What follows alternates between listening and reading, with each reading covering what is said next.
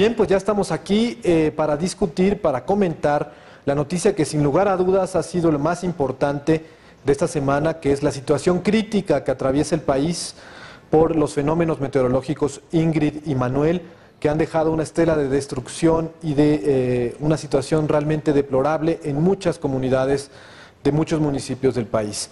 Para ello tenemos aquí en el estudio, y me da gusto saludarlo, a Raúl Flores, quien estuvo enviado especial de Excelsior Televisión, sobre todo en Acapulco, pero en otras partes de Guerrero, para cubrir esta situación, Raúl, que se está viviendo. Sin lugar a dudas, Guerrero es el estado más afectado por las lluvias torrenciales que han caído.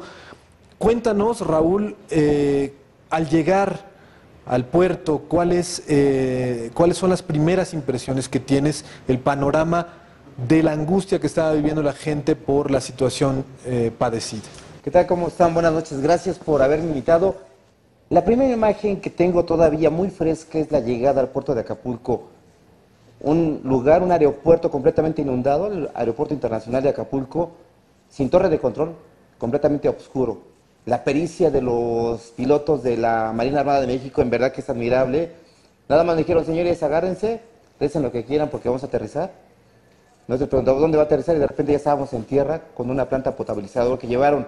Después de ahí nos transportaron vía helicóptero hacia la costera marítima. Cabe mencionar aquí, Raúl, que la pista la abrieron solamente para esos vuelos, puesto que estaba cerrado a cualquier otro tipo de vuelo, dadas las inundaciones, ¿no? Claro, fue el primer avión que aterrizó después de todo esto de la lluvia al aeropuerto inundado. Fue el primer avión que aterrizó en el aeropuerto, ¿no? Y por eso te digo, admiro la destreza de esos pilotos de que ellos aterrizan donde sea necesario. Después de ahí nos vamos a la primera impresión, que es escuchar marinos, policías federales y soldados la desgracia que había ocurrido. Tú recorres la costera Miguel Alemán, seguían los centros nocturnos abiertos con la fiesta, a los jóvenes tomando. Todavía estaba ahí. Todavía ahí. Yo le pregunté a uno, oye, ¿cómo sabes cómo está el panorama de Acapulco? Me dice, pues está de fiesta. ¿De qué día estamos hablando? Del día lunes por la tarde, siendo que un día anterior, el domingo, es cuando se había desatado toda la desgracia. Así es. Bueno, desde el fin de semana, desde el viernes empezó la lluvia intensa. Pero así el punto trágico empezó desde el domingo temprano, todo el domingo, parte del lunes, como pudimos entrar, y entonces uno dice, pues a lo mejor la percepción es equivocada. Para buscar un hotel nos tardamos 3 horas. Una habitación con una compañera, Karina Tejada de Excelsior, fotógrafa, también René Patraca, camarógrafo, todos de Excelsior Televisión. Tuvimos que caminar mucho, y es cuando nos dimos cuenta del panorama, cómo se estaba vislumbrando. En ese recorrido. En ese recorrido nocturno. Eran las 3 de la mañana y encontramos una habitación. Prácticamente llegamos, nos bañamos y nos volvimos a salir para llegar a esas zonas inundadas, colonias como Colosio, como La Ceiba, donde ya no podías, tenías que moverte en taxi. Un taxi que de un recorrido normal te cobra 50 pesos, te llega a cobrar 300, 400. Ya desde el lunes. Ya desde el lunes. Le preguntamos por qué tanto, es que no puedo pasar. Tenemos que pasar por encharcamientos, inundaciones, como quieran llamarle.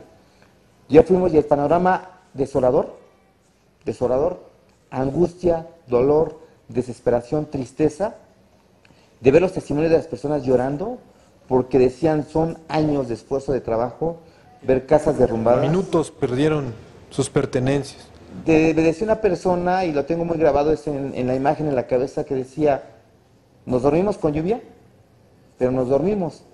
Yo me levanté porque tenía frío, sentía miedo a mi colchón, pero pensé que era normal por el calor, porque estamos en zona de la costa y se duermen y sudan. Dice que a la hora de echarse la cobija, pues se salpicó de agua la cara. Cuando se voltea, se da cuenta que ya tenía hasta el hombro el agua arriba del colchón, y eso generó la angustia de la señora que fue a ver a su bebé, que afortunadamente dice que estaba bien, y empiezas a ver que el panorama de tristeza, pérdidas totales en tanto de electrodomésticos, muebles, porque es agua sucia, que se juntó la del mar, se juntó la de una laguna de 3 palos, y esa desolación sobre todo se siente en el ambiente. Al día siguiente, Raúl, es decir, al martes por la mañana, amanece lloviendo todavía en el puerto. Amanece lloviendo, incluso hicimos el primer enlace con Vianey Esquinca, estaba lloviendo, y un fenómeno que le comentaba el camarógrafo, oye, esa imaginación, el agua se está cruzando, porque estoy viendo hacia la cámara y se está cruzando el agua. Me dice, no, es que está lloviendo con viento, y un viento que chocaba, ¿no? Y eso generaba que la lluvia fuera más fuerte Tú veías las calles como ríos. La costera Miguel Alemán tenía un encharcamiento de 20 centímetros. Autos. Autos ya no circulaban porque dicen que es algo muy atípico y había muchos carros descompuestos por lo de la lluvia, porque no es lluvia de una hora. Fue lluvia desde a partir de la mañana, ya del martes hasta las 6, 7 de la mañana. Pero aquí dicen en Acapulco, aquí no llueve, aquí diluvia, porque sí, durante horas fue una lluvia incesante, que a partir de las 6:30, 7, se quitó, sale el sol y como si nada hubiera pasado.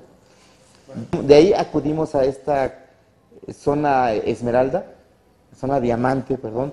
La zona Diamante, donde están, sí, donde están los nuevos centros comerciales. Fuimos los primeros en dar a conocer que había rapiña.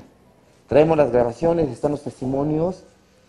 ¿Cómo se da este fenómeno? A ver, estamos viendo por una parte la gente que pierde sus cosas, su colchón, como dice, su refrigerador, y de pronto en este recorrido que empiezas a ver la desesperación de la gente, comienzan los precios a subir de los alimentos, del huevo, empieza a escasear el agua, a la par que se empieza ya también a dar la ayuda por parte de las autoridades, que tú me dirás cómo lo percibió la población, si fue inmediata, rápida, empezó a ser lenta, pero más allá de eso, cuando empieza a darse todo este fenómeno de alarma, notamos el caso de la rapiña. O sea, la gente asaltando los comercios, llevándose electrodomésticos, llevándose pantallas planas, veíamos ahí en las imágenes transmitidas artículos que no eran de primera necesidad, no era comida, no eran asuntos como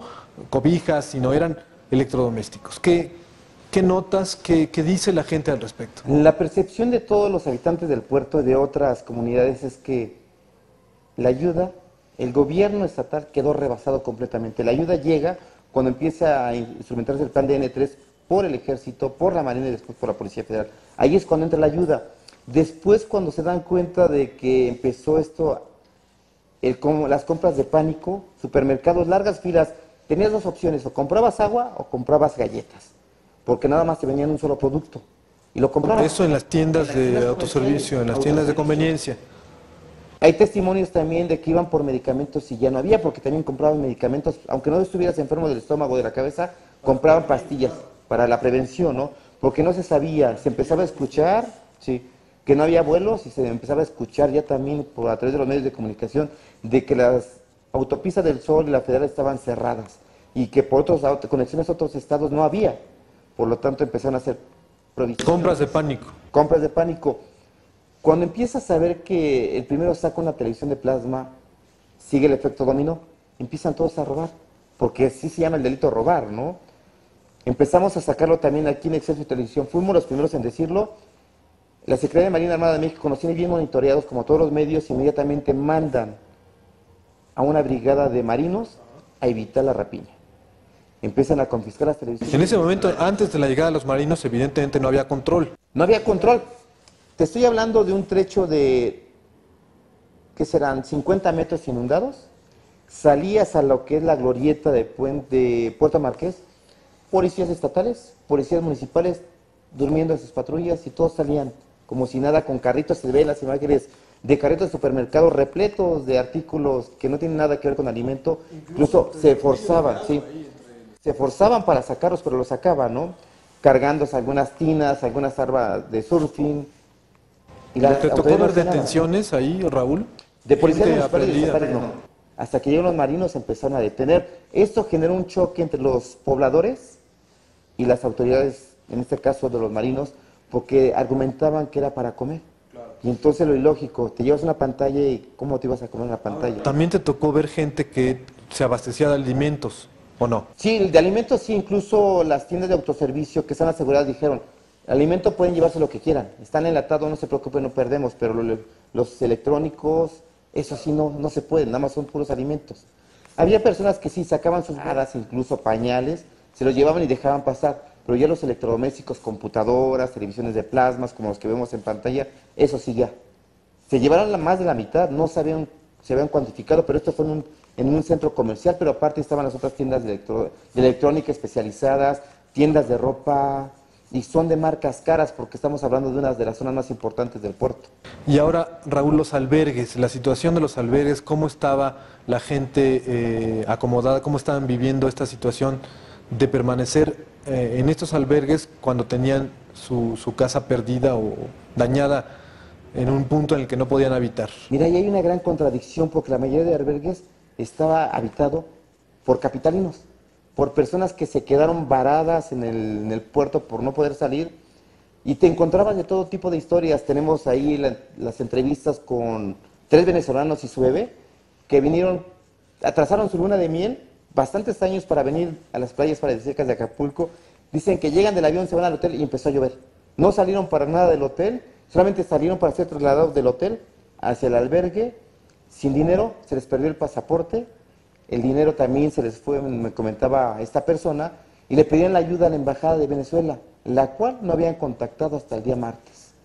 Bueno, y cabe mencionar aquí, Raúl, que si bien la situación se comenzó a complicar ya al inicio de la semana, el Servicio Meteorológico, la Comisión Nacional del Agua, había ya advertido que venían estos fenómenos, que se venía una situación importante de precipitación pluvial, y pues los cuestionamientos ahí están. Raúl, está de parte incluso de la Cámara de Diputados, señalando quizá la omisión o la falta de alerta preventiva ante la situación de lluvias que se iba a generar a partir del fin de semana. Esto sí, incluso también platiqué con un mando de la Marina y un mando de la Secretaría de la Defensa Nacional, y nos dicen, nosotros sí sabemos, por eso mandamos contingentes desde junio, 2 contingentes extras, sí, para ese tipo de situaciones. Los que no sabían eran, desgraciadamente, los gobiernos, tanto municipal y estatal. Tuvimos la oportunidad de platicar con el secretario de Turismo del gobierno municipal de Acapulco, y decía, es que no sabíamos, nos agarró dormidos. Le digo, oigan, es tan sencillo, no ven noticias, no ven internet, porque eso se pudo haber prevenido. Ahora, Raúl, rápidamente, una cosa es el puerto, la zona turística, pero también estuviste en zonas rurales en Coyuca de Benítez, donde la situación es por completo distinta. Completamente distinta. Mira, tan solo te voy a poner la comparación. En Acapulco roban pantallas planas, electrodomésticos. En Coyuca de Benítez roban vacas, chivos, gallinas y todo animal de granja que haya quedado vivo. Pues así es, y las zonas justamente más marginadas son, lo hemos insistido aquí, las que más han padecido este fenómeno, porque desde luego que es una tragedia que tú vas de vacaciones y te quedas varado, incomunicado, sin poder regresar a casa, pero la gente que habita en las comunidades serranas, en localidades apartadas, en extrema pobreza, son las que pierden todo, pierden casa, pierden su medio de vida, sus cosechas, y lo hemos visto también cómo lo padecieron. Pues Raúl, el panorama fue desolador, lo retrataste bien en las crónicas que vimos a lo largo de la semana, y lo que queda pues, es esperar a la reconstrucción, ¿no? Desgraciadamente viene lo peor todavía, porque uno que ha hecho ese tipo de cobertura sabe que a lo mejor en imágenes ve lo peor, las inundaciones, pero falta las secuelas que tiene que ver la reconstrucción, como bien lo dices, pero también algo importante que hasta el momento el gobierno de estatal todavía no ha echado a andar, lo echó a andar la Marina y el Ejército, la Policía Federal, el prevenir enfermedades, porque son inundaciones que generan mosquitos, que generan dengue, que generan daños en el estómago, en la vista, y esto va a empezar a hacer, aparte de la escasez de alimentos, se va a empezar a generar una serie de enfermedades que esperemos que no se haga. Y bueno, pues lo que viene también, la temporada de huracanes aún no termina, está prevista hasta noviembre, y pues queda más que estar alerta a los anuncios que hagan las autoridades para prevenir, en este caso prevenir las lluvias que pudieran afectar de nueva cuenta a la población mexicana. Son muchos los temas, ha sido una semana intensa en esta materia. Yo te agradezco, Raúl, que hayas compartido con nuestro auditorio estos testimonios que tú pudiste recabar, y pues seguiremos informando, seguiremos pendiente de esta situación por las lluvias. Creo que sí, seguimos informando, y una recomendación que sería que aprendes con esto, hay que informarse más, un kit, primeros auxilios con documentos, con lo más esencial, porque en este tipo de situaciones es lo primero que podemos agarrar, lo primero que nos puede salvar la vida. La cultura de la prevención, así es.